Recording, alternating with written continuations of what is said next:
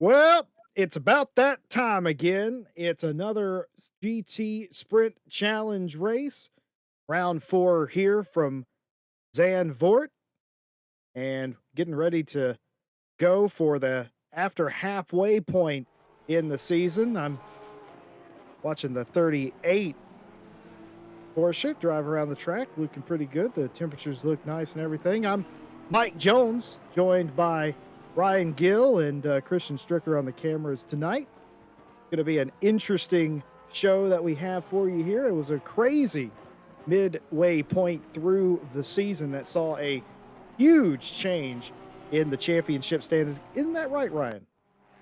It certainly is, Mike, and I can't believe such a person as yourself would put the curse on poor old Joe McCauley, and he's dropping down in the order in the championship because of last race. How's that make you feel, Mike? Well, it makes me feel pretty good. Have a good championship at this point, but all jokes aside, hello everybody. This is Jesse Lee, Les Stevenson, and Stewie on the call as per usual. Just wanted to throw in a little April Fool's there. I don't think we fooled a single person. It is All Fool's Day here, but there is no fooling the racing today. It has been a ridiculous midpoint to the season. We're past that now. We're going to sort all of that out with the championship points. But before we get to any of that heavy stuff, let's talk about where we are, Les. We are at Zandvoort, a track that will chew you up and spit you out. Certainly will, and it's one of those tight, twisty, technical tracks that a lot of the drivers enjoy. Some maybe not as much, but yeah, it's another one of those tracks that can really, like you said, spit you out and turn you up, and it can really change, all the way through the race, as opposed to just at the end or maybe just at the start. It's hard to overtake, but it's a tight, twisty track. It's good for good racing, good close racing. Certainly, there's a bunch of circuits on the calendar where drivers will say they love it or hate it. This is probably one of the tracks that, if you're really good here, you really enjoy this place. But if you're anywhere except the front couple of rows, it could be purgatory. And we have a lot of cars on track tonight. And I can't imagine that this is going to be a clean lap one. It's one of those tracks that has that the sort of meme quality to it. That lap one here is always a roll of the dice. Practice ending here. Savalainen quickest in practice, and that's a very interesting couple of top three there, with Jute Vicious, Raucus rounding out the top three, and this man, Joe McCauley, in fourth place. Like I said, we'll bring you the standings and try to explain how we've got here. But for right now, let's just say qualifying as important as always, because qualifying on pole gets you extra points. Certainly does, and obviously qualifying at a track like this gives you that, hopefully, that clean getaway, and you haven't got to look at the back of any cars, and hopefully anyway when you get away, and just increases your chances of being able to make it clean through the start of that first lap and hopefully make a getaway. Joe just did something that made me incredibly nervous. You're going to see a lot of cars do that. They're trying to maximize that double apex there and round off as much of that sharp right-hander as you can. Certain cars can do that okay. Other cars, it's an absolute death sentence, and for some, it's a roll of the dice. Joe makes it through there at that particular time. That will not be the last time you see a car hit the dirt on the outside of that corner. I can guarantee you, mark my words, at least one car will get themselves in trouble doing just that today. Certainly will, Jess. And just looking at the timesheets there, I know it's practice. It's not always a true sign, but they're all very close. A lot of Porsches up there, which is renowned for this track. Surprising to see the Mercs up there, but here we go. Start qualifying, and Goodness. Silverlining gets straight out.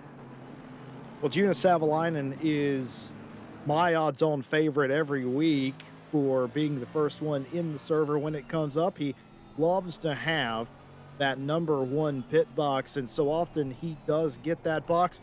And it is sort of an advantage when you just sort of can accelerate out of pit lane, not only for qualifying, but in the race as well. Keep in mind, mandatory pit stop in the race. So that's also a very, very nice. I always said you'd rather have the first box or the last box preferably.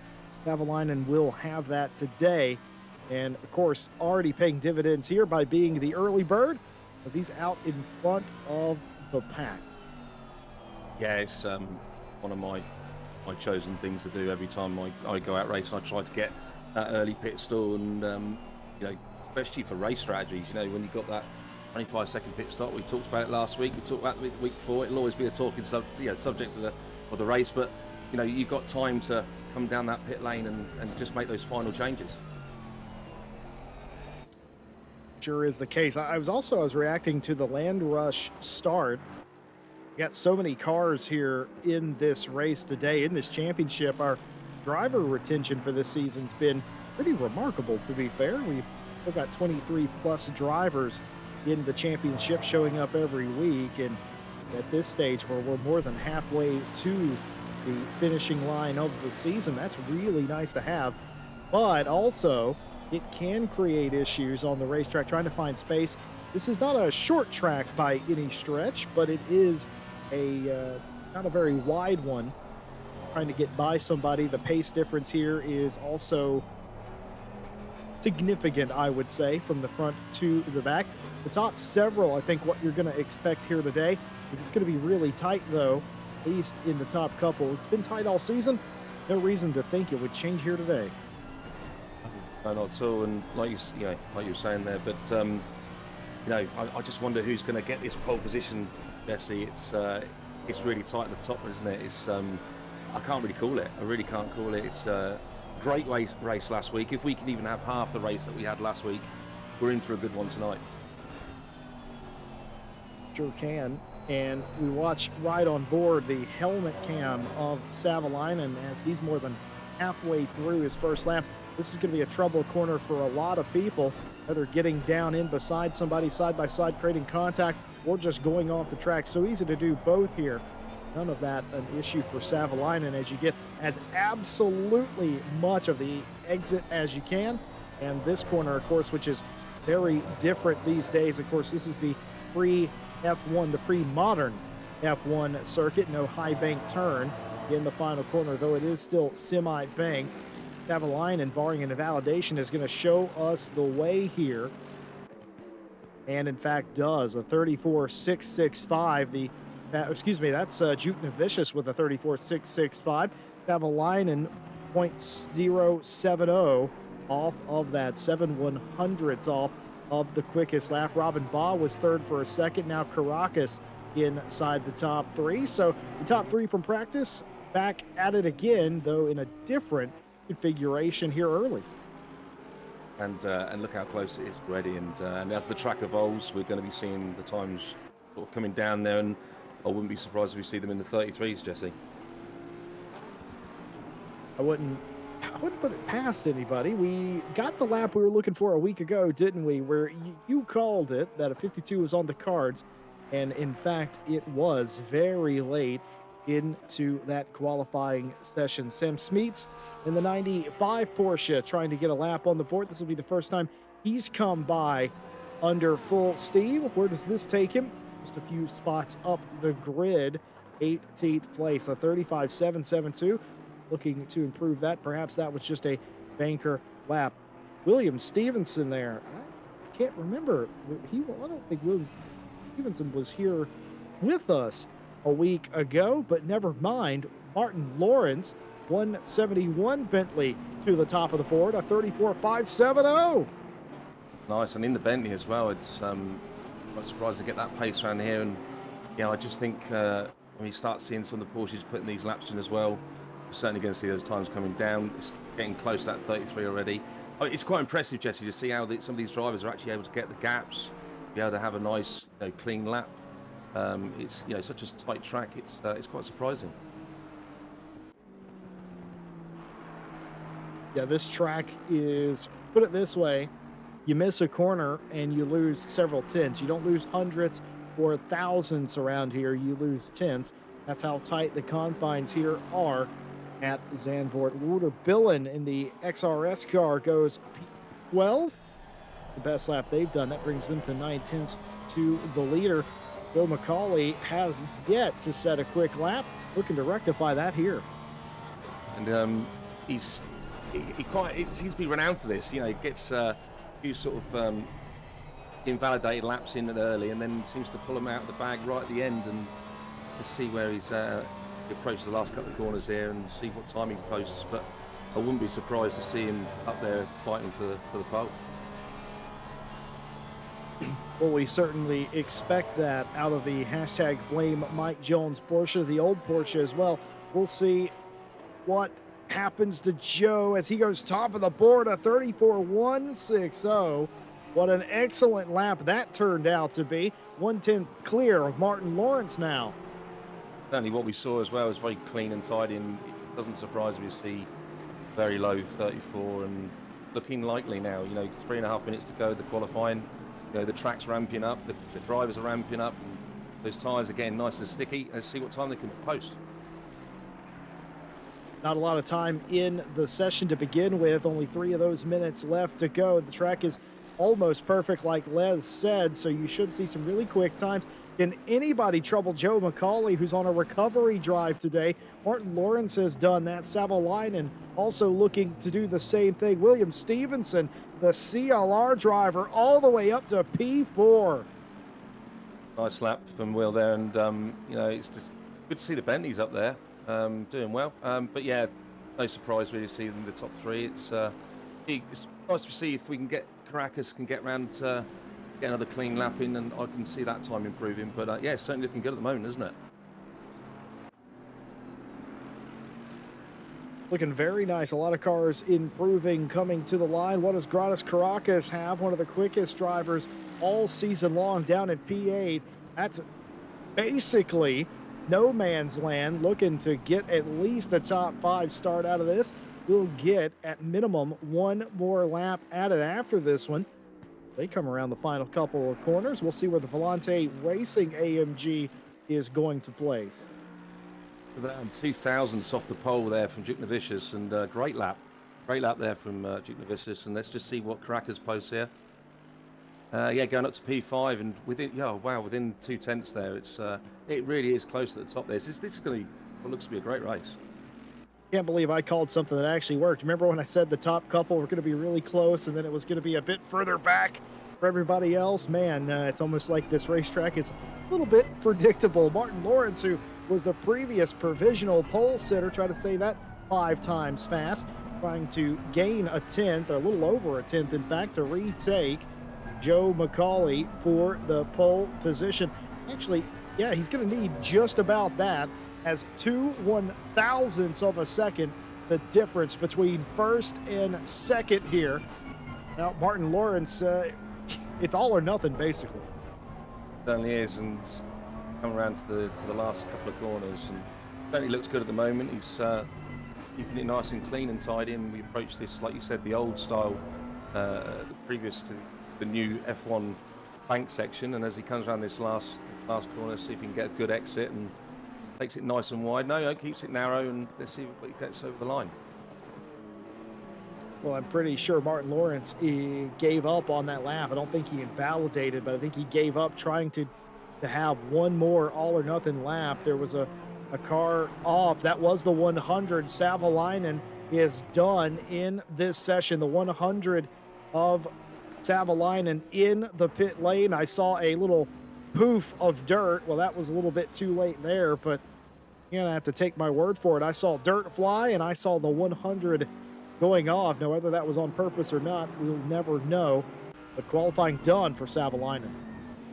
I have to wonder if Savalainen thought he was in the Chili Bowl. But yeah, the dirt flying up, like you say. I did see it myself. Couldn't quite make out who it was, but obviously Juna, unfortunately, having to call it a day for the qualifying. But extremely close. Look at that, top 5, in fact top 6 within half a second. It's really great to see. A couple of other cars have went ahead and stopped their qualifying run, invalidated or an off. You be the judge. The 141 has went off the track. Several cars coming to the line. Billen among the first. Soldatov across the line. 21st place for Konstantin Soldatov, not entirely where you would expect the 991 to be. But what does Martin Lawrence have rounding the final corner for the final time? He needs a little over a tenth to take the fight to McCauley and Shooting Vicious. Do they have it? Nope. Sure doesn't. Straight into the pit lane. And also kicking up the dirt, just got a bit too wide, I think, and just lost the time through probably trying to go through the dirt. But and Duke Novicius goes to the pole there, Jesse.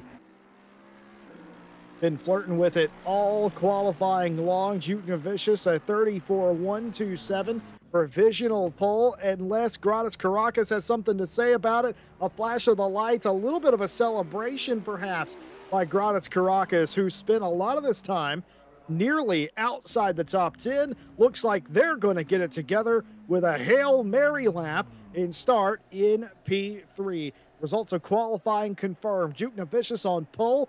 They take the points over Joe McCauley. Caracas and Lawrence has the second row. Savalainen and Will Stevenson the next row.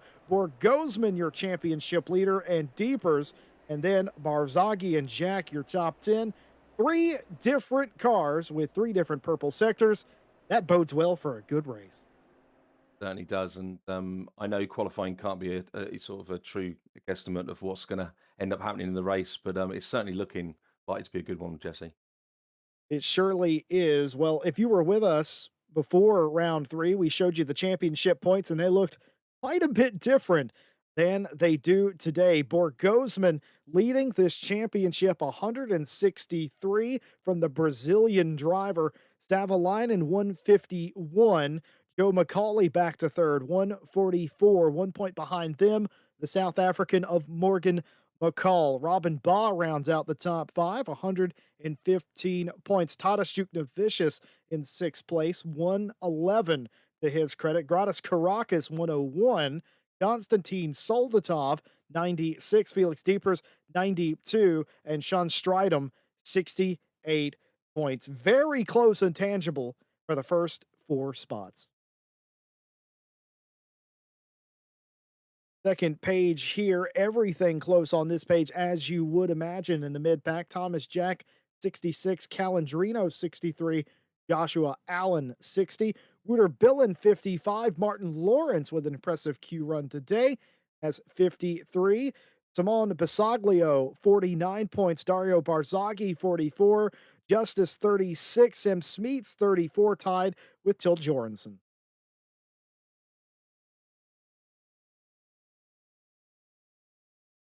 Powell Labus with 33 rounds out the top 21. Victor Borland, 29. Vasily Anafrave, 25. Minnow Crozen, 14. That's a three-way tie between Jan Klimes and Brian Scheckerman. 13 points for Arthur Levchenko. And the 120 with 11 points. Will Stevenson, I was correct. Will Stevenson hasn't competed in a race so far this season where he's got everybody else has retired from the championship.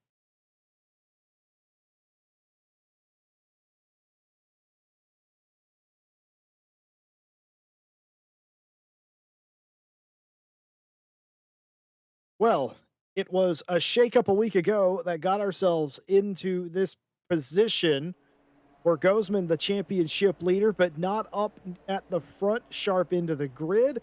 Only about 10 points in between him and the rest of the field. Going to be a crazy close race, and we're going to have to play it a little bit by ear today. Yes, and got Jutnovicius here in the pole, and it must be delighted with that to just pip Joe to that pole. And I'm not really one for predicting races, but I just got this sneaky suspicion that maybe the 100 can maybe redeem a bit of what happened last week, and maybe even possibly get the win. I know it's a bit of an arse back from P5, I think he is, and but I certainly think it's going to be a close, tight race. I think strategy is going to play its part as always, and yeah, I think we're going for a good one, Jesse. Well, for two consecutive races, it was all Joe McCauley. What could Joe McCauley do to round out the championship? We thought at the midway point. Turns out that was not the case. No points for McCauley a week ago. A disastrous race in Japan. and that has left them all the way back into third place. But still, they have a major dog in this fight. They were the dominant car through 2 rounds. You're watching Savalainen. I'm watching old Joe McCauley. Going for Joe then, Jesse. Are you going for Joe? Well, the Porsche's known to be good round here, and they've got the two Porsches on the front row there, so it's certainly looking good for them. There's quite, it's quite a good field, and it's very close all the way down, and the championship's ever so close as well.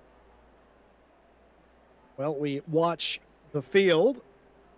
The final moments of preparation underway. A final adjustment, maybe a moment of calm and serenity for the drivers, perhaps, before they go to war. 60 minutes here at Zandvoort will decide a winner. Again, points given out for the fastest lap in the race. That's the speed juiced fastest lap, of course, and also winning doesn't hurt. Coming up to the famous Kermit car, which I know Stewie likes to have a look at most races, and as the engines are starting to start now and starting to start, I don't know what's going on tonight, Jesse, but no, as you can hear, the engines are roaring now, and as they get prepared to do the formation lap, and yeah, let's see what can happen. I just hope turn one is as clean as possible. We all know there's going to be a bit of door banging, but as we said before, Robin's racing, and as long as they can keep it fair and clean as possible, and it'd be nice to see what can end up happening out of the first lap. Sure will. Keep in mind a pit stop required at some point in the race, and if I am not very much mistaken, this is one of the championships where they are required to sit in their pit stall for 25 seconds as well. You don't care what they do during those 25 seconds, but they must be stationary in the box up on the jacks 25 seconds. 5 more seconds added onto that gets you a tire stop. So the ever-present strategy of do you take tires or do you not? Certainly in Japan, Suzuka a week ago, Les, there were a couple of drivers that really wish they would have taken tires. We spoke about it, didn't we, during the race, being such an abrasive track, it certainly was an option. Round Zandvoort, I don't think it's that much of a given. I would say you're probably going to find most drivers are going to risk it and stay on the original tyres and probably go for the 25-second stoppers if they can. I think you'll find with a lot of the Porsches, a lot of them will fill up pretty much a full tank to start the race and just sit there for those 25 seconds rather than maybe go a bit lighter, hopefully be a bit faster, because I know the Porsche does like a bit more fuel in the front end there to keep the front end stable. But yeah, it'd be interesting to see how it goes. Certainly will, as everybody has filed off the grid. Trying to get a little bit of extra heat into the tires here, thinking about what their strategy is down into turn one. Les Stevenson, what's your strategy down into turn one here at Zandvoort? Fast. That's my motto. No, it's well, it depends where you start, I suppose. I think the pole's the inside line, isn't it, around here? And it's I personally like to go around the outside. It can be a bit dodgy, obviously, where you've got some people that like the late breakers and be a bit of a skittle effect, and with the old bowling ball. But personally, it's you just got to try your hardest to get into that apex first. So you're saying take it 4 wide into the hairpin? Oh yes, that's my strategy. Good luck, everybody else, I think would be my strategy there. But everybody hoping for a calm start. Of course, we do have a box full of stewards as per usual. They'll be looking out for any sort of trouble here through the entire race. They'll pay very close attention, of course, to the first lap, as they always do. Wherever you are in the world, we welcome you in and thank you for spending a little bit of your Friday night with us here on RCI TV. And we hope wherever you are, you're well. And this is going to be an interesting race number 4 for the GT Sprint Challenge. Everybody 2x2 on the front straightaway, waiting for the lights. There they are. The flagman waves, and it's a dead even heat. First and second place on the starting grid. 2 Porsches, McCauley and Juknavicius. McCauley on the outside might give way to Caracas. Caracas still side by side with Joe McCauley. Juke Navicious is through and on an absolute flyer. And can you believe it? McCauley fought back on the inside, the outside. He was living La Vida Loca, and he's got that position away as nearly everybody files through, and very little happened circumstance, I've just noticed. Very nice start. Very clean, Jesse. Very clean indeed. They must have been listening, and yeah, nice to see Joe managing to get that position back from Caracas. Very tight and twisted part of the track, and yeah, very clean, very fair, and yeah, back into P2. Just try and claw back that bit lost to Duke Navicious. Very nice job by Juke Navicious, not panicking. It was a dead heat down into turn one. McCauley was able to hang around the outside. I thought that dead duck in the water is what I thought it was. I thought Caracas had them dead to rights, but no, never gave up. Nice, clean racing between the two of them. They were able to settle that out amongst themselves. Martin Lawrence still P4, Savalainen still P5, and Morgan McCall back here doing work early. Yeah, and like you said, nicely clean racing. And yeah, with that Porsche, she's got a good bite out the corners, and I think that's how he was able to get back alongside Caracas to take the inside line on the following corner and get that position back. But yeah, as you can see, pretty much the order as you go down has pretty much stayed the same, I believe. And Keith Savalainen still in P5. I had my money on him really to better get through the pack quite early on. Very tight round turn one. And yeah, but yeah, anyway, sorry, can you go, Jesse? Sorry. No, that was an interesting line, Joe. You saw Joe do that. I thought I thought Joe didn't have a choice. Oh, something's happened to Morgan McCall. Was P14. P14 was maybe looking at a move at Barzaghi. Oh, a little bit too much speed going into one there. Yeah, it just unfortunately on the brakes a bit too late and slid in, and again wouldn't be want to be the one of the stewards tonight, and looks like they're going to have a few little incidents to sort out. Not many though. Look, lap one was good. We didn't say anything about lap two. That was lap two. Barzaghi, though, we saw the damage to Morgan McCall, but I didn't realize. I thought that looked fairly minor for Dario Barzaghi, but turns out it wasn't. They were 13th. They're all the way back to 19th now. Really unfortunate, and it doesn't matter what penalty is applied to the penalised driver. It's the driver that got taken out, and he's not going to get any of that back, and that's the real issue with it all. But you know, it is what it is. They were trying to go for a nice clean pass. It didn't quite work out. You're going to see that happen again. That won't be the last time you see a curb jumped into turn one. You're going to see somebody spin in the, I forget what the actual name of the corner is, but after the sort of carousel down the hill, that double right-hander where we saw Joe McCauley in practice touch the dirt. You're going to see somebody spin there. You're going to see somebody else jump the curb into turn one. You're going to see somebody fight somebody into the chicane, and it's all going to go wrong. It's just how it works around here. Very tight confines. Be happy it was as clean as it was. Martin Lawrence, P4. We ride on board his CLR Bentley. He's got his targets locked on Gratis Caracas now. It's getting a bit squirmy as he comes down into that corner there, but it's fair play to Duke Navicious. You know, he's putting just nearly a 1.5 second gap already, and I just wonder if Joe's just off the tyres early on, let them heat up gradually. Going for a little kiss on the back of the McLaren there, but yeah, no, it's good clean racing. It's good to see, and yeah, that's Jack in front, isn't it? Yeah, it's Jack in front, and good to see Jack up there in the top 10 as well. As you nearly got into the back of Jack there. Jack, of course, went for the defensive inside line. It means you got to brake earlier, and come as you tried to follow them through there, realize, oh wait, I can't quite do that.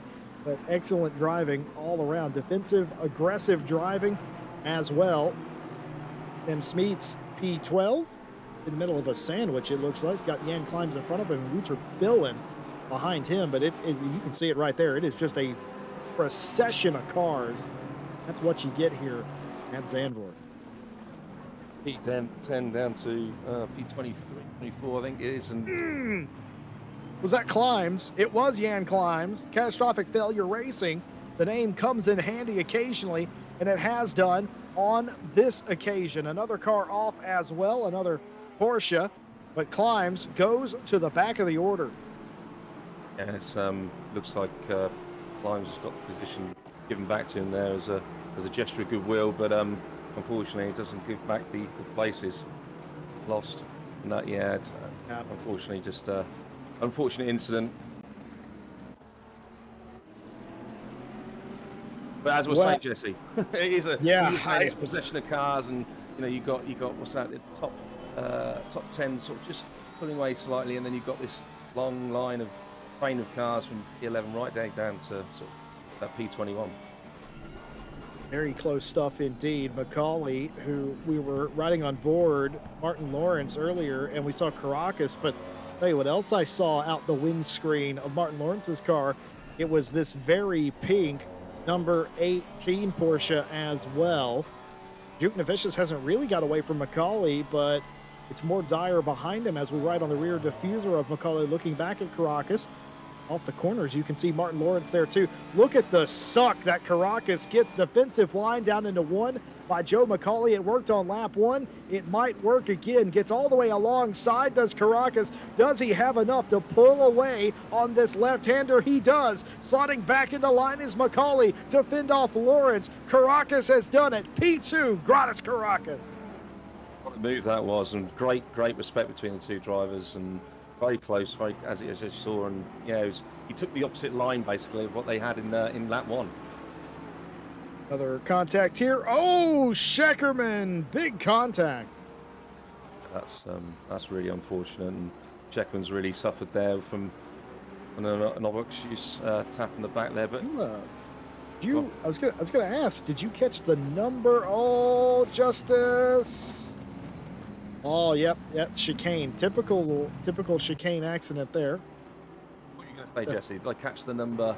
I was gonna ask, did you catch the number of that Bentley in the Scheckerman incident? Was that Minnow Croson Soldatov? I don't know. Don't know what Bentley that would have been. Oh, yeah, I didn't. That was Konstantin Soldatov, as confirmed by Stewie himself. Thank you, Stewie.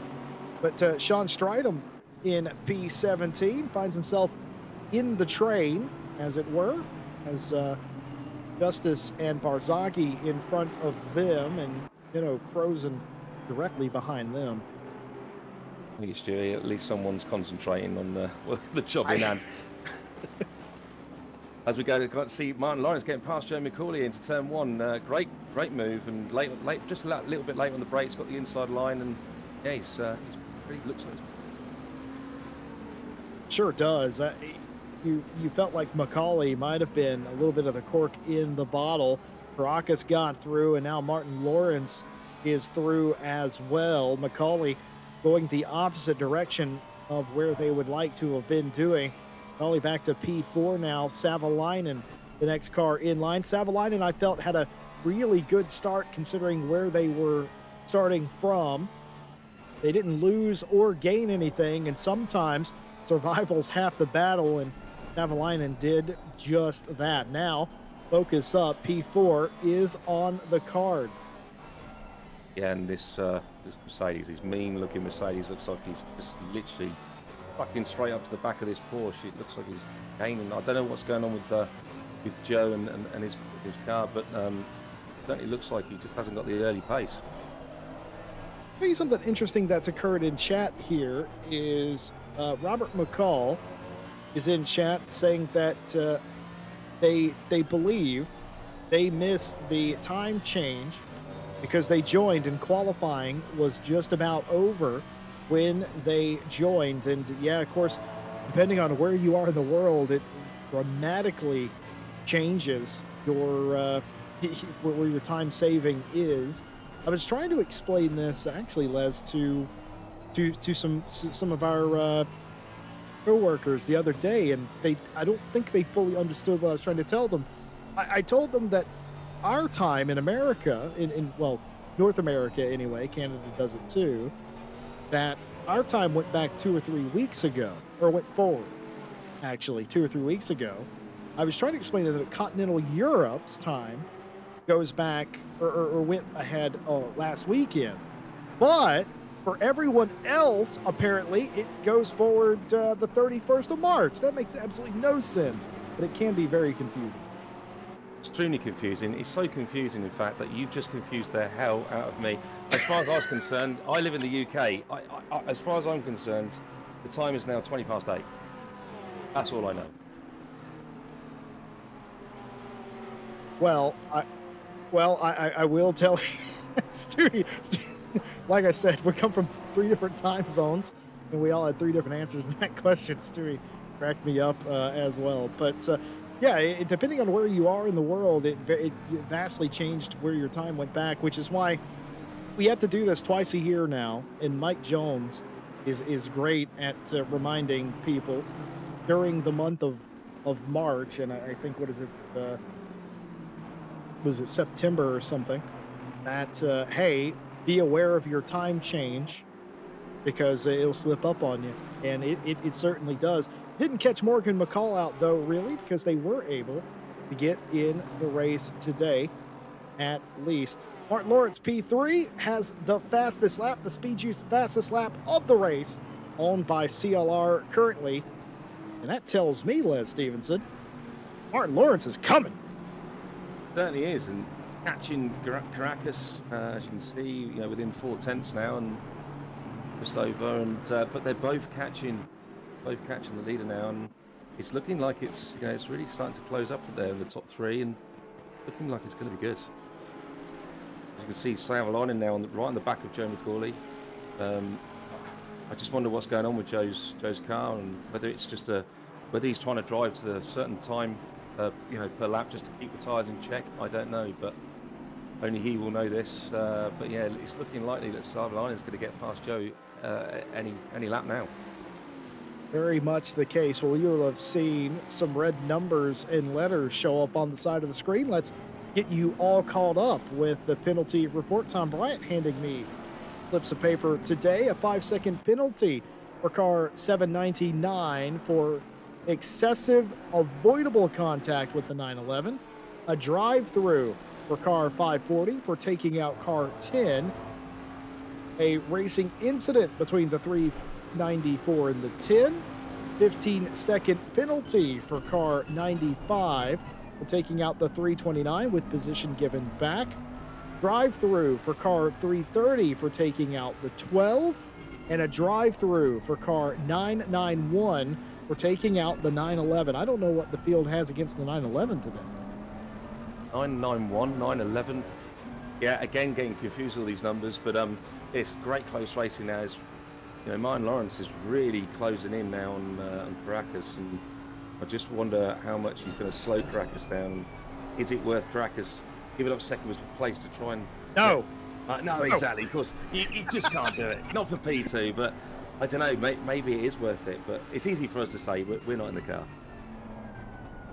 Oh, dear. Well, question from the chat by Mark. Why is McCauley in the old Porsche? Have you met Joe McCauley? That is the kind of guy Joe McCauley is.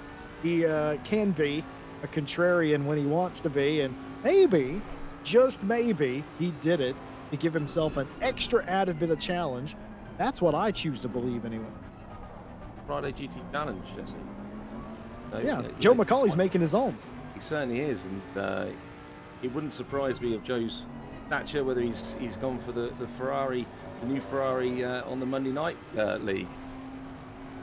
I think he might have done, actually. I haven't checked the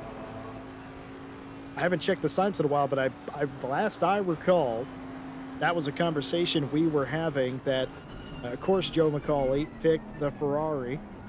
It's going to be very interesting, folks. You're going to want to tune in starting this very Monday, the 4th of April, for the Monday Challenge Championship. It's 3 of the brand new DLC cars added to ACC. Everything except the BMW Championship. That Cup Series runs on Thursday. That'll start in about a week and a half from now. But this Monday, we get to see that Ferrari Challenge car, the Lamborghini, and, of course, the Porsche Cup car, the brand new one, in action on the track at the same time. 3 different classes, Had a lot of signups for that. People excited about the new Challenger series. Myself included. And it's. Have you had a chance, Jesse, to drive any of those cars yet? Yeah, we had a server up the day that that DLC came out. I spent the better part of my afternoon trying to get my head around all three of the cars. I find them all very lovely in their own ways. I think the car that I have the most affinity for is probably the Ferrari myself because it just drives so darn different. Aren't different. It's a beast. Certainly in a straight line. I mean, braking's another question, but we won't go into that. But yeah, it's a hell of a car. In all honesty, all four cars are. Oh, it's five actually, isn't there, with the Audi well being released? But I haven't actually given much time in the Audi. But certainly my favourite so far has to be the new edition of the TCX series with the BMW M2. Oh yes, of course that will be I think the 14th. I think is when that series premieres on Thursday. Had a ton of signups for that as well. That's a obviously a one make cup series and kind of true to the actual series itself. It'll be a lot. The first ever real touring car action on ACC. And well, if they're rubbing fenders in GT3 cars, I don't suspect they'll be doing any different in the touring car. An absolute blast to drive that BMW. Certainly is. It's got many different great features to it. Oh, what's happened here? It's very close, Jesse. That's what that is. It's Line getting even closer now to Joe, and within under a couple of tenths, as you can see. And let's see if we can get him down into this chicane. I've got a funny feeling that Line's going to try a bit of heavy braking down into the chicane. I tell you something else that's interesting. I was looking at Borgosman. This is best case scenario for your championship leader. The McLaren doesn't have the best outright speed here. I think we could all agree on that. It's not bad by any stretch. It's just not quite as good as a Porsche, perhaps. But this has worked out nicely because if Savalainen gets by Macaulay, that will mean Borgosman can get inside the top five with a pass on Joe. And Bogosian's putting great pressure on Savalainen here to basically make a move. Otherwise, he's going to do it himself. And, it's down into turn one. Will the Mercedes have the legs just to get to the Porsche? I don't think so, but too much of a gap. That Porsche is great out of the corners. And as you can see, Bogosian getting really close now to Savalainen. I just wonder if Savalainen is going to make a little mistake before he can get to Joe again. Did you see how ridiculously close Borgosman got to Savalainen right there? That's the brakes of the McLaren for you. It is, and that aero is great on that McLaren. It really helps the braking as well, of course. Well, Savalainen continuing to try and figure out Joe Macaulay. Martin Lawrence is not fussed about that. Eyes forward for the 171, still trying to get by Caracas for second place. And has left this battle, this trio, in the rears. But the problem is, the longer Macaulay holds up Savalainen and Borgosman, don't forget about the 108, the other CLR car. That's Will Stevenson in 7th place, creeping into this picture. Yeah, quietly going about his business. Yeah, we can't call him the dark horse, but, he really is out there in the back there. He didn't even notice him to begin with, but now he's really coming into the picture. And I think Savalainen really needs to sort of put the foot down now and try and get past Joe, because it's going to start forming another train. I just actually looked a bit further back. So I see Felix Diepers in the 47 as well, who is creeping into the picture. It wasn't a lap or two ago that Will Stevenson was that gap behind. Look at this. Defensive line to the inside is Caracas. Martin Lawrence trying to go around the outside, but well done by Caracas. Kind of fended back off to the left side of the track. Didn't give Martin Lawrence a lane to make that run, and it looked like Martin Lawrence didn't know where to go. He didn't have anywhere to go. Cleverly done there by Caracas, taking the tight inside line and then making it go out that wide, make it into the V, and not, like you said, taking that lane away from Lawrence. And great racing, and let's see if we can get him on the next lap. Can I just say, that was very interesting, because normally you see a car dart like Caracas's did, you assume it's going to the pit wall to defend the inside. That's not what Caracas did. Caracas shook the car to the right, That triggered Martin Lawrence. Oh, I'm going to just go around the outside. But Caracas didn't actually move that much. That was I've never seen the front car be the one that sold the dummy, but that's exactly what happened there. Gratis Caracas not giving up second place and found a couple extra tricks in the bottom of that bag. Certainly did, and well done. But we were looking back now at Joe McCauley and Avalon as Joe really hits the curb hard there and loses a bit of time. What are you watching back here? Yes. McCall getting by Scheckerman. Looked like Scheckerman had issues out of the fourth turn there. Yeah, I wonder if there was a previous incident and maybe just let him pass. But yeah, it's as we're looking for the battle of P2 again. Oh my goodness, the double, the triple crossover move. Martin Lawrence still can't do it. Nobody home. Caracas with another successful defense. How was that for defense? That's a double move. And I'm not sure the stewards will care too much about the double move. The triple move, however, if that would have went any further, that might have been another question entirely. But Caracas with a fierce defense of second place. Excellent defensive driving by Caracas and excellent heads-up maneuvering by Martin Lawrence to still try and put his Bentley in position to take that spot. Caracas not yielding. Gratis Caracas might as well be called Gandalf here. You shall not pass. Gandalf, brilliant. That is brilliant, Jesse. That's probably one of the best lines I've heard so far. Gandalf he is. And yeah, no, it did look like he was crossing lanes. And I just think in the last second when he's had the brakes really hard on, it looked like as he's tried to turn in the backing, look around, it just looked like he moved. And I think actually unintentional, but no, great stuff, clean racing, and really, really hard to let he's not going to let Martin pass, is he? Sure is not. Robin Baugh trying to figure out Allen in front as well. This for P11. We go back to the fight for P3. Caracas defending Martin Lawrence. Lawrence looking down to the inside. Caracas giving him the inside, hoping that he's going to get a shot around the outside. This is how he defended McCauley early in the race, but is it going to be enough? I don't know. He's door bumper clear, and that's going to be second place for Martin Lawrence. Caracas yields finally after a period of about 15 minutes of intense pressure. Yeah, it took the wrong line, if you ask me. It's easy for us to say watching from above, but I think he just took the wrong line and should have kept to the inside. But unfortunately, he's lost the position, and fortunately for Lawrence, he's gained a position. So let's see if he can now get up to Jukna Vicious. Been a little bit since we've talked about stewarding decisions. That's because none have been required for the past 10 to 12 minutes. Oh no, Will Stevenson. Something there. Well, he's not near anyone. Oh, hop the curb. That is such a dangerous move. Keeps it off the wall after the loop. Has to get the car refired. But such a strange accident there. You don't normally see that one.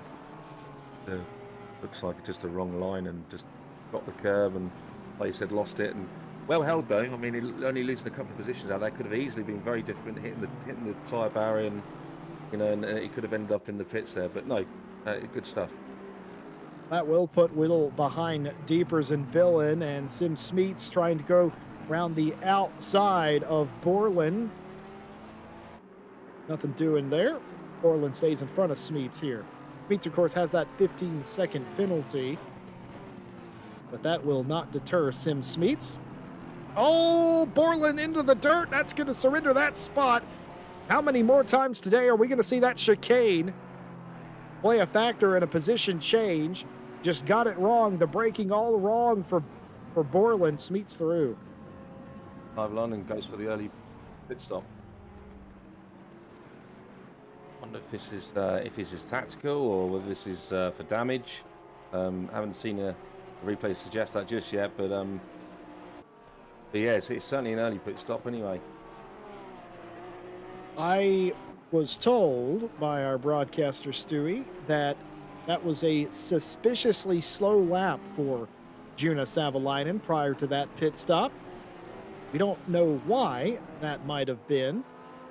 All we know is that it was indeed a very slow lap that has led to, I think, A slightly early pit stop from the driver of the 100. Will Stevenson also in the pit lane. Minnow Croson, Climbs, and Scheckerman have all completed their stops. Scheckerman has a stop and go 30. That can only be, realistically, from speeding in the pit lane.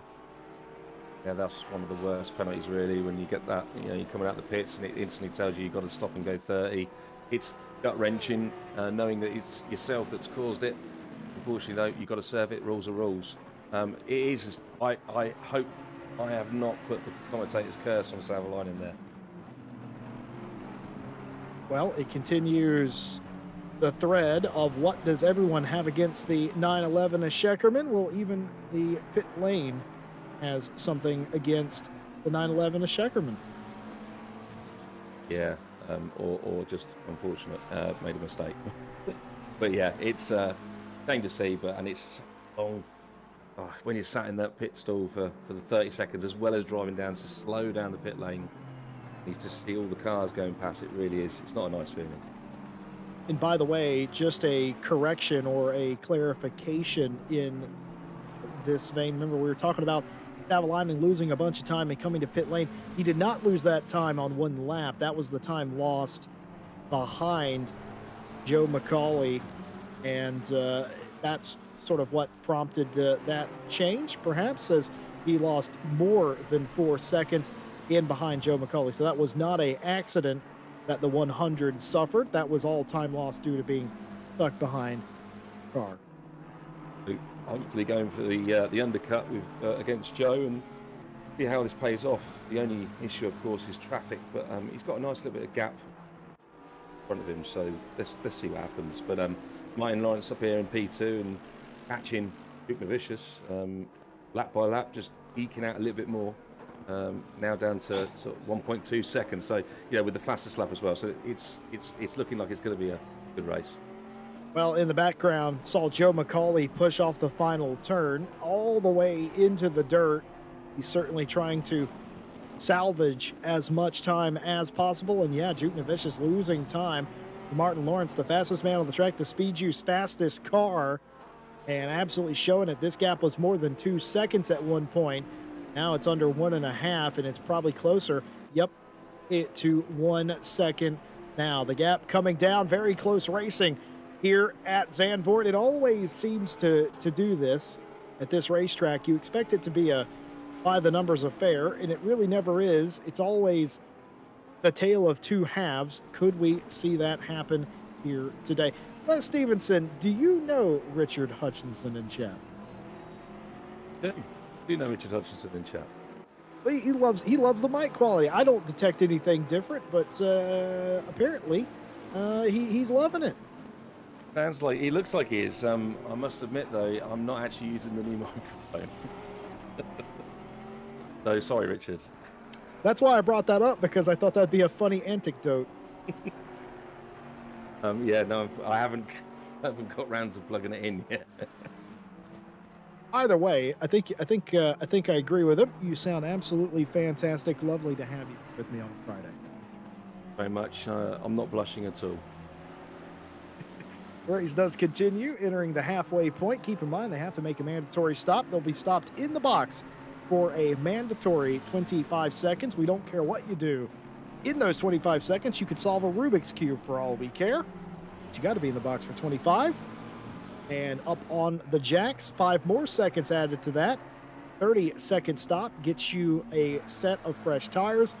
Les and I don't expect a lot of takers for that today at this race. I just don't think it's going to give you enough an advantage to stop that extra 5 seconds. It's hard enough to pass it at the best of times. Yes, okay, you might have new tyres and better grip to get out those corners and hopefully get past people, but I just don't think it's enough to warrant that extra 5 seconds in the pit stop. Well, it was 2.2 seconds, it was 2 seconds, it was 1.5, it was 1, and now it is, well, not. We're getting told off now, Jesse. It's and correctly so. It was Richard Hutchins as opposed to Hutchinson, but never mind. It's great close racing, and as you can see, Martin Lawrence is really closing in now, and I wouldn't be surprised if he tries the undercut. dive in early. Giving they got a big enough gap back to, I think back to 10. I don't know if it's going to be enough yet, but they might go all the way. Let's wait and see. But as always, strategy playing that cool. Well, you expect the majority of the cars to come in to pit lane around the halfway point, and that is indeed what has occurred. Only the top 7 have yet to pit, and a couple of those cars have penalties. Joe McCauley in the lane. Yeah, Joe coming in, like you said, on the halfway mark, and I think with Joe coming in, you might see the leaders thinking about it now. And I personally think I personally like momentum. So for me, I'd rather go as long as I can. I know I'm not going to take tyres, so I'll go as long as I can, and then I've already got to suffer cold tyres or coldish tyres for the last couple of laps. Remember, from the lead group, Savalainen was the first car to pit. Where will they come out? We know that they were the better part of 4 seconds off the back of Martin Lawrence earlier when they were battling McCauley. Has their early pit stop, their undercut, done anything for them?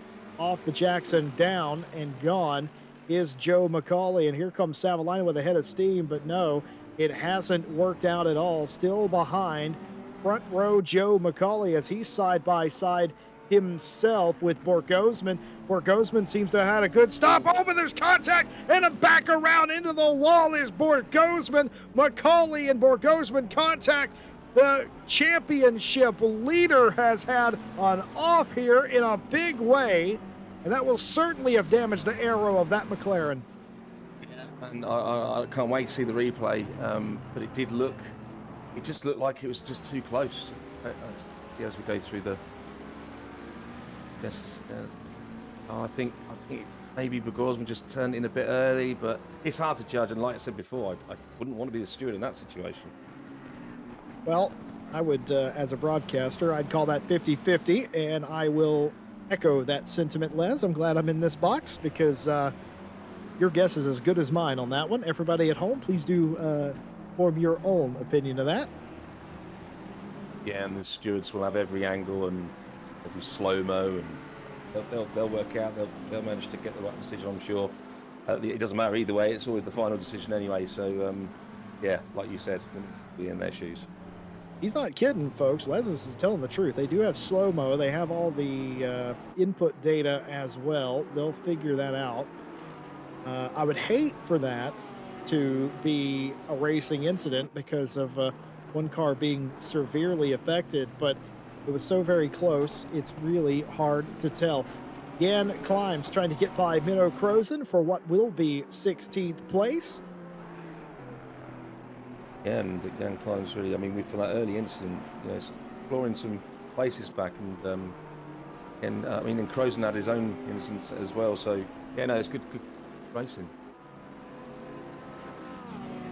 Top 2 cars yet to pit, and here is the leading Martin Lawrence car in the lane. Keep in mind, they were fighting for the lead of the race. Where will they come out into the lane? Did he get down? And so, That was close. Taking bets, Les. Did he get down in time? I don't think he did. Well, we'll wait and see, I suppose. It's about another 15 seconds maybe to go, and we'll find out. But wow, that is cutting it fine. Oh, if he did, he timed that perfect. I was looking at his RPMs. You can look at his speed too, but I was looking at the RPMs because when they become constant, you know he's on the limiter. And I feel like it might have still been going down when he got to that line. Well, here we go. Let's find out. Yeah, we're going to find out any second now. And Duke Novicius is coming down the straight. He did it! He did it! He was under the limit, but unfortunately, the overcut was not good enough to take the lead away from Duke Novicius. So that gap actually might be fractionally bigger than it was. But more importantly, for CLR's Martin Lawrence, that was not a speeding penalty, which means he nailed that pit entry. He really did. And I don't know if you saw, but Caracas was right in the back of him too. Oh dear. Don't really know what happened there, Jesse. Well, I have a feeling that Morgan McCall, I believe that was Morgan McCall, has learned Jedi mind tricks and used one on Powell right there. Personally, is what that looked like. Very strange. Bit of Star Wars in there as well. Great stuff. No, he's well, let's see it again. Oh no, here we go for Joshua Allen here, coming down the main straight, turn one. Ooh. Trying to get his out of Bentley. Oh, looks like it's going around trying to go around the BMW. We know what happened there, but yeah, it's good to see Joshua Allen up there as well. He's P12 now, trying to catch Mr. Billen, and got Barzaghi behind Bar going up the inside of the Kermit car. Couple of close drivers here that are very familiar with each other. Robin Baugh and Dario Barzaghi racing each other. Baugh would really appreciate if Barzaghi would leave him alone for about another lap to let him go catch Allen and make that pass. But Dario Barzaghi, the Team Ballas Esports driver, isn't really going to allow that to happen here. Jesse, we got a drive-through for Joe McCauley. Oh dear. Well, we were wondering what the verdict would be. And it is indeed a drive-through for car 18, Joe McCauley, for taking out the 240 in turn 3. So a drive-through for the number 18 car. Yeah, it's really unfortunate, and unfortunately, again, I hate to use all the words at the same time, but the drive-through is going to cost Joe more than it's going to cost Borgosa in this instance, I think. But yeah, I could see a penalty coming. I just didn't know which way it was going to go. Borland has yielded, the only car left to pit out of the top group.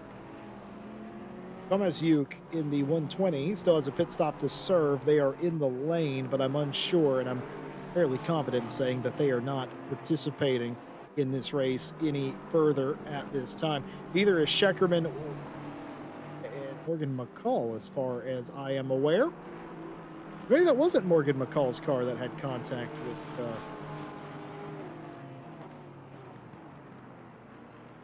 okay, so that was Morgan McCall with contact with Powell, but Powell lost it before Morgan got there. So interesting incident there that brought Morgan McCall back down the pit lane, and that car, that 540, has just retired. I saw the garage door go down. The 540 will no longer participate in this race. Damage on that car after the car spinning in front of them.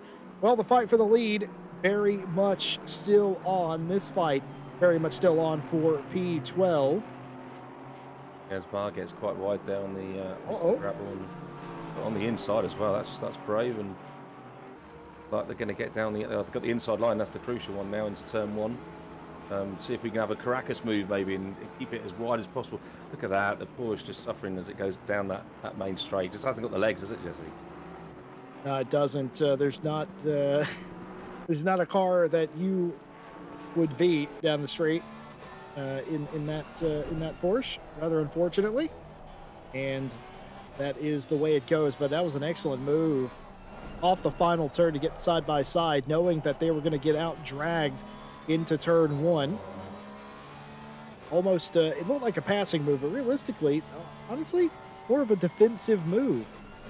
Yeah, I'd have to agree, and but you know, Duke Novicius has proven the point of the Porsche. Even if it is slow on the straights, it certainly, as we said before, get out of these corners so well that they keep a good sort of lead. I mean, yes, it is dwindling down from Mr. Lawrence catching, but you know, within half a second, it's all very good catching. It's getting past that counts, and you see them now coming down the home straight down to the turn one again.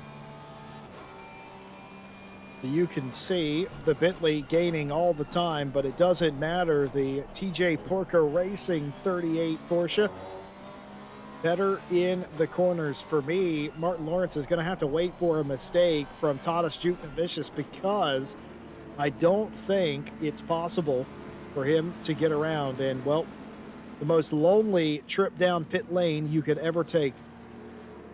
Yeah, it's a great feeling, and the championship lead, I think it's going to get past. Oh well, yeah, easily get past. He comes out in P10 by the looks of it. Oh, that's Barzaghi.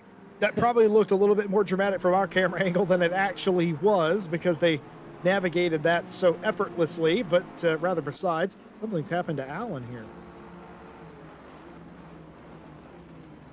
Well, this is the Barzaghi. Oh, we didn't Oh! see this. That was right Oh, behind the no. two. Oh my Yes. goodness. Is that bar going into the back of Joshua Allen, was that? I believe that was indeed Oh, the that's really Denlin unfortunate. Wang car. Yeah, that's And unfortunate. yeah, we didn't see that was interesting. That was perfectly cropped out of the side by side that we saw between Barzaghi and Macaulay. Macaulay is around Barzaghi, by the way. I just wonder Oh, Will Stevenson mowing the grass, expensive lawnmower, that Bentley. if it certainly is. And I just going back to the incident with Bar. I wonder if he watching what was going on ahead and didn't quite just miss that breaking point. And yeah, Mm. unfortunately, there was contact. Yeah, 100% that's what happened. I think you're spot on with that. Just got caught out. When you're following a car like that, you can't really see what the driver in front of you sees. It creates an accordion effect. There was no intent there. That wasn't an overtake gone wrong. That was never meant to be that. That was a car briefly checking up, seeing the two cars side by side in front of them, and just got into them. And rather unfortunate contact led to a spin. Let's hope that doesn't happen with these two. 0.8 of a second after the pit stop was the gap, and now it's back down to pretty much nil between Cottis and Martin. Yeah, and like you were saying, getting this sort of close to the back of another car and trying to hit those braking points, it really is difficult. Yeah, it's you quite often see the people get close and then they start to back off a little bit, not intentionally, just because they start missing those braking points and acceleration points and apexes, and and eventually they get used to it and off they go. Well, Martin Lawrence is going to have to find a way to get around Juke Vicious, and I'm happy to say I do know Martin Lawrence a little bit. We call him Jesus around here. He is race car Jesus, and I don't think he's going to be parting the Zandvoort seas here today. I think he's going to have to do this earnestly. How does Martin Lawrence get by Cottis Juke Vicious today and win this race? An exit like that out of the last corner, it's see how quickly the Bentley can close up on the Porsche, and you can just keep this sort of gap all the way around the lap and maybe even nick it through into a chicane, but it's more than likely going to be down the main straight. He's going to make it into turn one. That's where the pass is going to happen, I think. Very good shout. I don't think you can rely on Tadas making a mistake. They haven't done so in 43 minutes of competition. I don't think they're going to do it in the final 17 either. I would agree, and yeah, like I said, with 17 minutes to go, there's still plenty of opportunities for everyone, let alone these two in the lead here. And it'd be nice to just watch this as we go around the last few, or the last sector, should we say. And this corner, personally for me, I really find this quite tricky coming around here. But we're going down to the chicane now. I don't think Lawrence is quite close enough to make an attack, but if you can keep this sort of distance, by the time you come out that final corner, it could be very interesting to turn one. It very well could. Just going back to the Joe Macaulay incident earlier, Joe is P10. If they get by Wouter Billen for 9th place and Borgosman stays in 6th place, with Borgosman's 5 seconds off Felix Diepers, actually 5.5 seconds off Diepers for 5th place, that would minimize. Sorry to interrupt. Here we go. This is for the lead into turn one. Great exit, and Juke Vicious just does enough there with the block. Nice block. V's off the corner and down into the next part of the sector. Very close between them still, but unfortunately, it doesn't matter how close you are through this section of the track. There's no way to get around without inviting some sort of contact, something neither one of these drivers are interested in participating in. But what I was saying was it would, if Macaulay could get by Billen and providing Borgosman cannot close down Diepers for 5th, that would minimize the damage of that drive-through penalty for Joe Macaulay. You never know what might happen in the final 15 as well between those two. Robin Baugh in the 888 given a drive-through penalty, the contact that we saw previously. Just for confirmation, a drive-through for car 888. We're taking out the 223. We saw that live. There's also a warning for the 540 for causing avoidable contact with the 799, and a warning for car 223 for avoidable contact on the triple Yeah, eight. see, sorry, just getting very close there. Sorry, I hate to interrupt. Yeah, he was just going for the dive there into the chicane and didn't quite pull it off. And Duke Novicius just putting the car right in those right places. And here we go as we go around this last final couple of corners. It's looks like it's a little bit too big. It's a good exit there from Duke Novicius. The Bentley will catch, but I just don't think it's enough down this straight into turn one.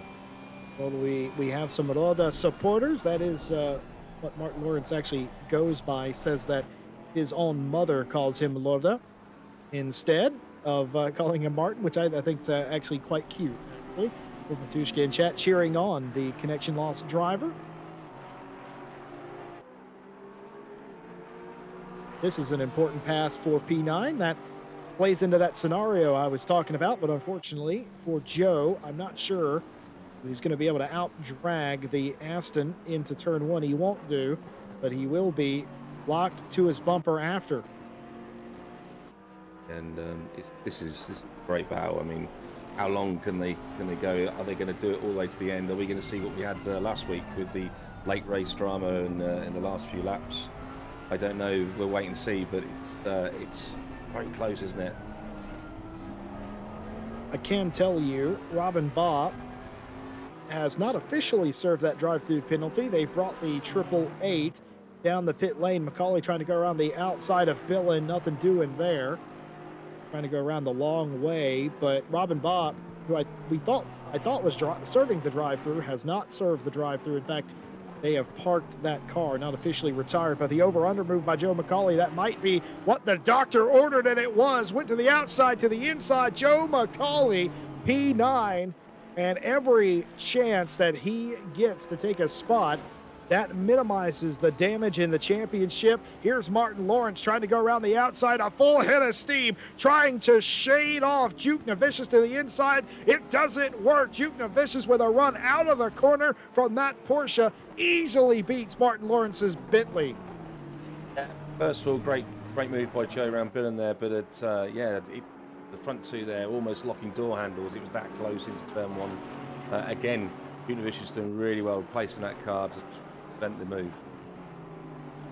Got all of the Martin Lawrence fans coming out. Hemi Husky now, who's a caster here at RCI, who will be in action on Monday for that Monday Challenge series.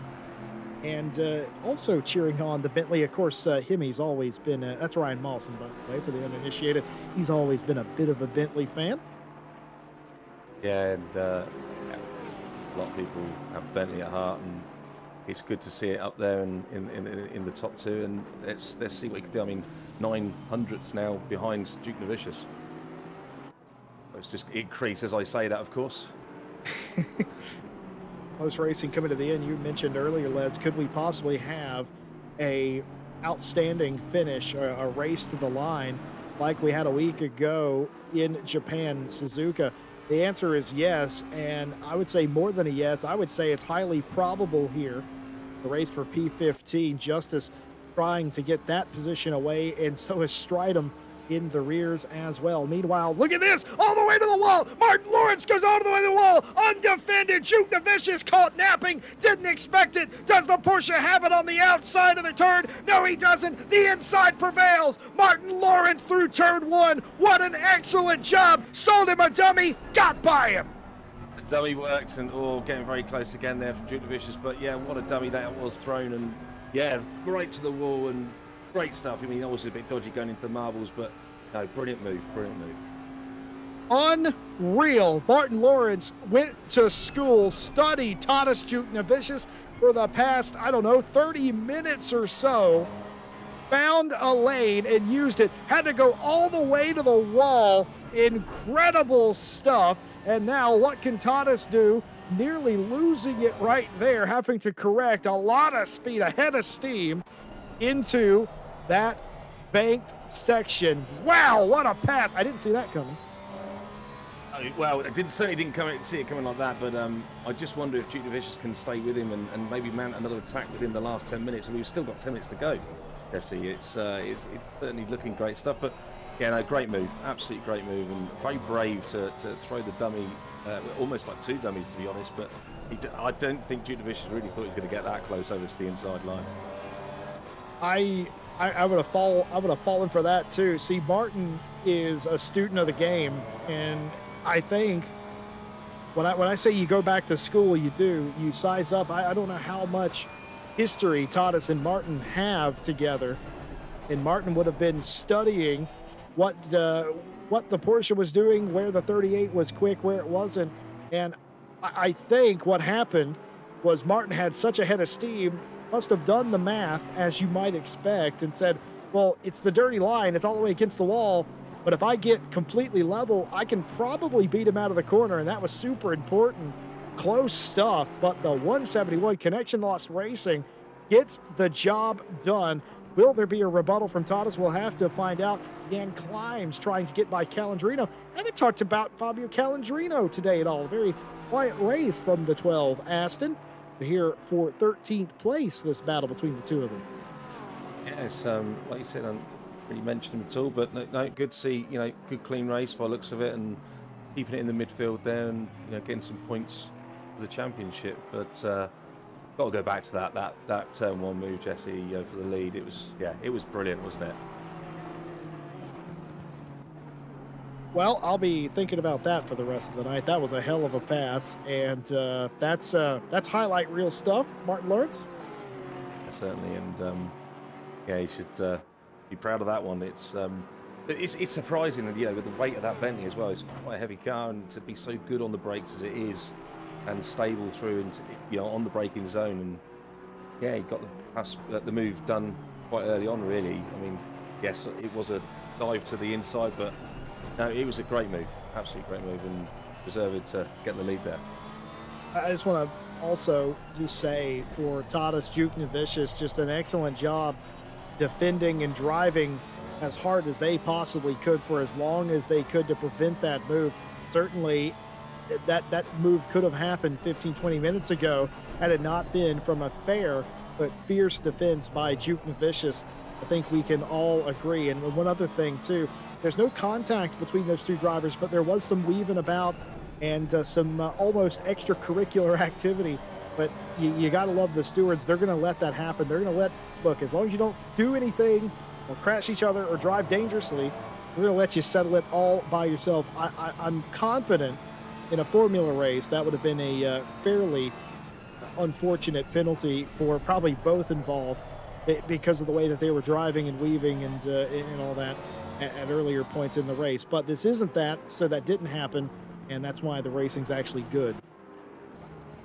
Yeah, totally agree, and be ready with Martin Lawrence. Oh dear. My goodness! That's really unfortunate, and a bit of a loss of the rear there, and the other car collecting the Porsche there. Yeah, unfortunate situation to be in, and into the gravel. Hopefully, didn't hit the wall. Significant damage, though, you would suspect, to the left rear of that car. Got nailed on the way. That might have actually saved them from a front-end collision with the wall as well. Silver linings, I suppose. But the fight between Calandrino and Climbs continues for P13. Yeah, it's still going on, and you can see that Martin Lawrence now pulling out nearly a 2-second lead now to Duke Vicious, so it's looking comfortable out the front, and with the fastest lap as well. That Justice, yes. Oh, yeah. That too much damage. Yeah, significant damage to Justice's 330, and they've been off a few more times. You'd suspect steering damage. Yeah, it's trying to get it back to the pits now, and he's certainly got something wrong there, and not really surprising with the amount of impact that car took. So no silver lining then? On this occasion, no. Well, I'm still trying to figure out Fabio Calandrino. Still yet to do that. We've seen a lot of Porsches being passed today, but not a lot of Porsches doing the passing. Could Catastrophic Failure Racing's Jan Climbs have something to say about that? Yeah, and it's certainly looking likely. And keeping close to the back of the Aston there, and let's see if we get. The thing is, he's not going to be able to do it on the straight into turn one, that's for sure. And unless of course there's a mistake from Calandrino, which is probably unlikely. But certainly down, through the twisty parts here, this is where Climb's can really put some pressure on. As Well, I say. oh, yeah. You have a knack for calling it, partner. It's just a bit of luck, really. And it was this that we got Savaline and Deepers having a bit of a ding dong down into turn one. Luckily, no contact, thankfully. Good defensive drive there. Pulled to the middle of the track, did Savalainen, said, no matter where you go, Felix, I'm going to block you. Felix would have recognized that was what was going to happen. And in fact, the very same did. But good, close driving, I think. Very nice racing at a very difficult track is my big takeaway from today. And as we close in to the natural conclusion of round 4 of the Friday GT Sprint Challenge season, I continue to think about the championship points and how today literally solved absolutely nothing. Savalainen, I think, is going to walk away with your points championship lead. Maybe, and if he doesn't, it's going to be Borgosman by just a handful of points. You'll have Joe McCauley, who's still in the mix as well, with 2 rounds of the championship left to go. Those 3 are your main players for the championship: Savalainen, McCauley, and Borgosman. But the question will remain, who's it going to be? It will be as close as it's ever been between Savalainen and Borgosman, no matter what the actual figure is.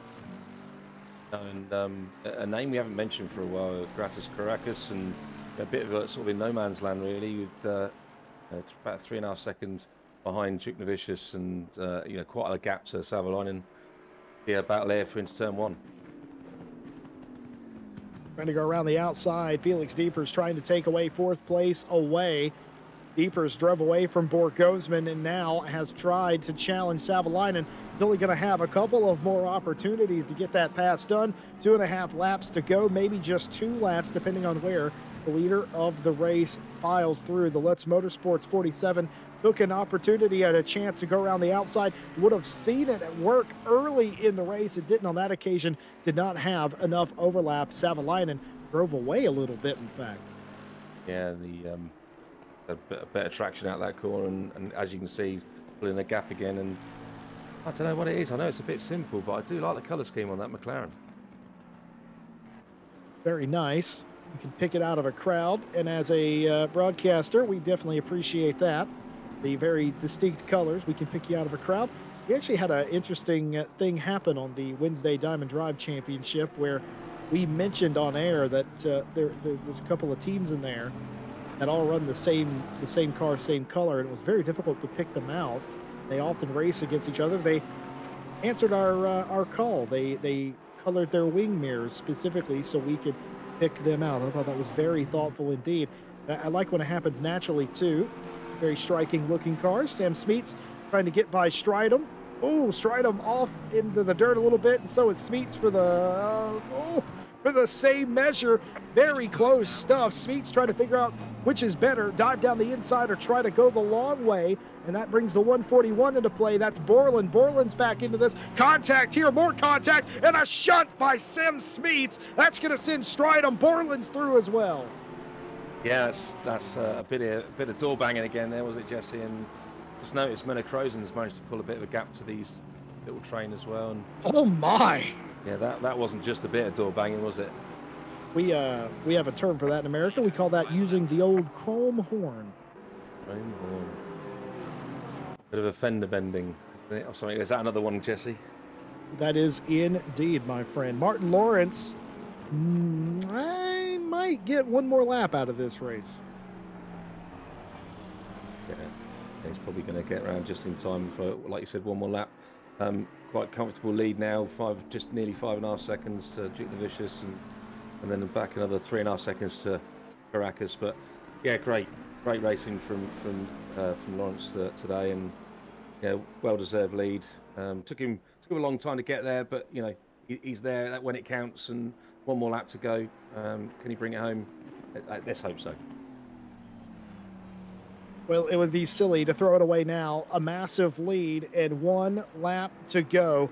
the last lap of the race, and I believe Robin Baugh has been disqualified from the race, and they're sitting in pit lane.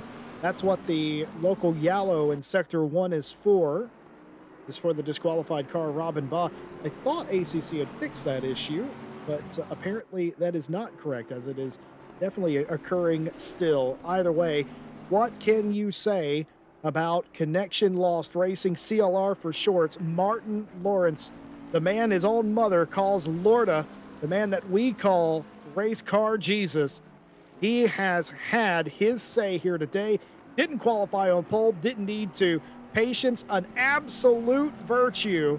And kids, if you're getting into sim racing at home and you watch this, this is textbook how you're supposed to race. Clean, efficient, patient, and smart.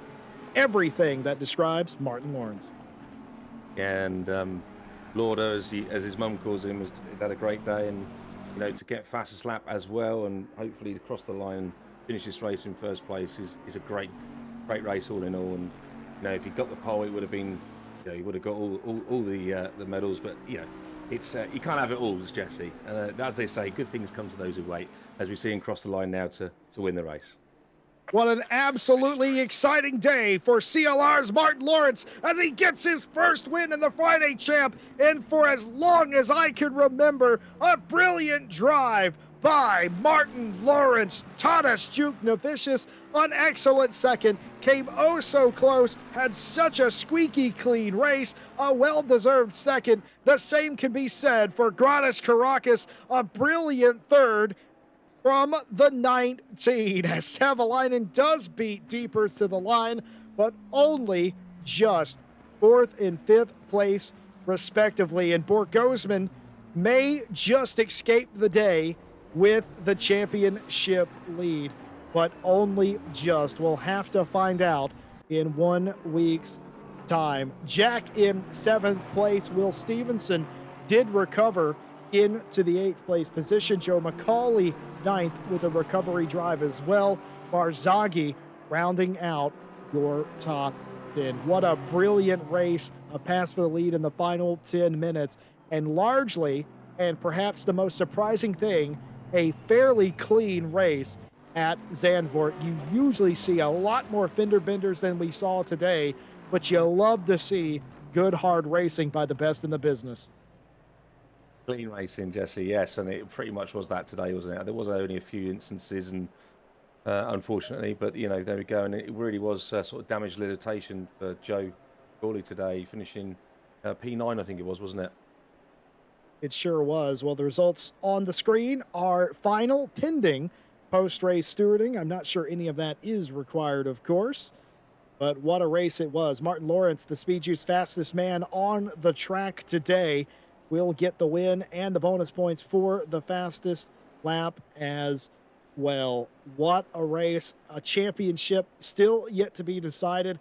There cannot be, Lev Stevenson, more than 2 to 3 points in it between the top two now. It's great to see, and considering only last week before the race started, we were talking about a gentleman that was really running away with it, and how we said that it can change in just one little incident in one race, and look what happens, and now we've got this really close tight championship with, like you said, only certain little points within each other. And we got, I think it's two more, is it two more races, Jesse, to the end of the It season? is. But it's going to be a great finale, and it's going to be, I really can't call it. I really can't call it. Can't call it either. It's going to come down to the wire. We don't want you to miss a single thing. Like, subscribe, hit the bell for more excellent GT racing.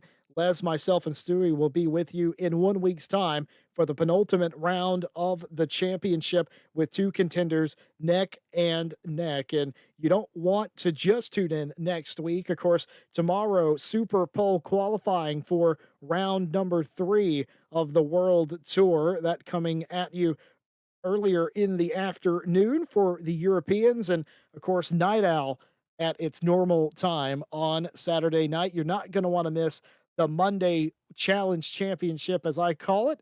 It's got the Ferrari Challenge car, the Lamborghini, and the Porsche all in the same race. 3 different classes of racing, And all of those cars, despite being different classes, all very close on pace. Your guess is as good as mine. It's the new Challenger DLC for ACC. You don't want to miss that at all. Of course, as far as I know, signups for the new Thursday championship with the new BMW Cup car is still open as far as I'm aware. Still time to sign up if you would like to participate in that. Doesn't matter what your skill level is. We have a split for you. Doesn't matter if you're a pro or a true am. You can get into some excellent action by joining us on Discord, link in the description, or racerci.com. Everything you need to do to get started. And of course, a big thank you to our partners, racedepartment.com, your source of sim racing news and information, aka Informatica, for providing our server solutions. Driver61 and driver61.com. You can get 25% off your driver coaching by going to driver61.com and using our discount code, link in the description. Driver coaching can make you a better sim racing driver. Fanatec.com. You can use our affiliate link in the description when making purchases on fanatec.com. It doesn't cost you a single thing, and it could help us with things like server costs when you use our link in the description. Simracing.gp. If you're tired of the pub racing scene or can't get enough racing action, join simracing.gp, join a community, get racing today. Signing up is absolutely free. Les Stevenson, it's been a brilliant season so far. Can't wait for next week. Not can I, Jesse? And with it so close now, like I said before, really can't call who's going to be taking the lead next week, let alone at the end of the championship. So great race today, great clean racing, tight racing as well. Good for to see the Bentley catch the win there, the 171 connection loss racing. Yeah, can't wait for next week. Been a brilliant race. And on behalf of everybody here at RCI, the broadcast booth, the admins, and the stewards, of course, we thank you for watching. I've been Jesse Lee, joined by Les Stevenson and Stewie. And until next time, have a good night.